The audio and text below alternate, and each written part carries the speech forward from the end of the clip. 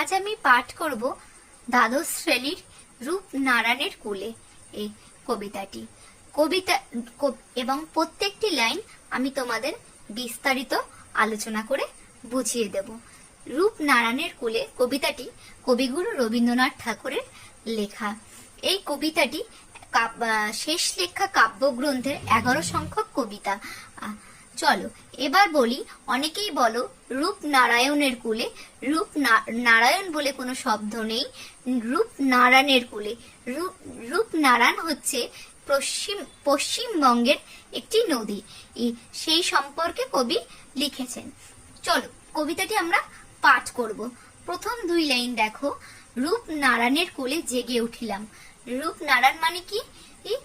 একটা নদী, কুলে মানে কিনারায়, জেগে উঠিলাম মানে হচ্ছে কবির ঘুম ভাঙলো। কবি এই কবিতাটি কবির মৃত্যুসজ্জায় বসে কবিতাটি লিখেছেন। কবি মারা যাওয়ার আগে এই কবিতাটি লিখেছেন। জানিলাম এ জগৎ স্বপ্ন নয়। কবি জানলো এই পৃথিবী স্বপ্ন নয়। জীবনের শেষ বয়সে তিনি জানতে পেরেছেন জগৎটা স্বপ্ন নয়। রক্তের অক্ষরে দেখিলাম আপনার রূপ। রক্তের অক্ষরে দেখেছেন নিজের রূপ। চিনিলাম আপনারে আঘাতে আঘাতে বেদনায় বেদনায়। নিজেকে চিনল আঘাতে আঘাতে। আপনারে মানে কি? নিজেকে চিনল আঘাতে আঘাতে বেদনায় বেদনায়। মানে নিজেকে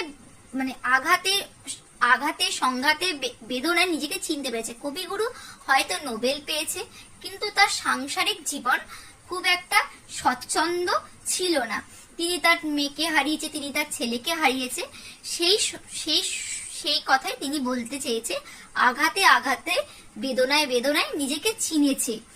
তারপরে দেখো বলেছে, সত্য যে কঠিন কঠিনেরে ভালোবাসিলাম। তাহলে বলছে যে সত্য যে কঠিন কঠিনেরে ভালোবাসিলাম। সে কখনো করে না বঞ্চনা। সত্যটা কঠিন, কঠিনকেই তিনি ভালোবেসেছেন। সে কখনো ঠকায় না। সত্য কঠিন মানে কি? দেখো, তুমি কোনো মানুষকে সত্য কথা বললে সেই মানুষটা সত্য কথাটা কখনই ঠিকভাবে নিতে পারে না। তেমনি বলছে সত্য যে কঠিন, তিনি কঠিন সত্যটাকে বিশ্বাস করেছেন, ভালোবেসেছেন। সে কখনো করে না বঞ্চনা, মানে ঠকায় না। তারপর দিয়েছে, আমৃত্যু দুঃখের তপস্যা এ জীবন।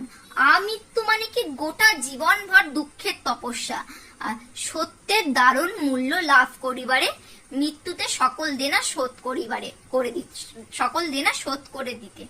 পৃথিবীতে যেমন মৃত্যু আছে তেমনি জন্ম আছে, যেমন জন্ম তেমন মৃত্যু। এই যে মাঝখানের যে সময়টা, মধ্যবর্তীর যে সময়টা, এই সময়টা যে ঋণ, মধ্যবর্তী সময়ের যে ঋণটা, সেটাই কবি শোধ করে দেওয়ার কথা বলছেন। তাই বলছে, আমৃত্যু দুঃখের তপস্যা এ জীবন, সত্যের দারুণ মূল্য লাভ করিবারে মৃত্যুতে সকল দেনা শোধ করে দিতে। মানে পুরো যে মধ্যবর্তী জীবনটা, মানে মধ্যবর্তী জীবনের যে ঋণটা, সেটাই তিনি শোধ করে দেওয়ার কথা বলেছেন। কবিতাটি আমি বিস্তারিতভাবে আলোচনা করলাম। যদি তোমাদের কোনো বুঝতে সমস্যা হয় আমাকে অবশ্যই SMS করো।